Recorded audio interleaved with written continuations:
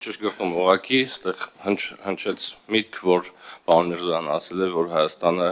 Ադրբեջանի սահմանադրության հարցը բարձրացրել է, նման բան չի եղել։ Ընդհանուր քննարկման ժամանակ ի պատասխան Ադրբեջանի կողմից առաջ քաշած հարցի քննարկում ա եղել եւ հետեւաբար զարմանալ նրա վրա, որ Ադրբեջանում այդպես process չկա, պետք չի, որտեղ ստեղից նման ակնկալիք չի եղել։ Եվ երկրորդը եւ վերջում ընդհանրապես Տիկին Վարդանյան, այդ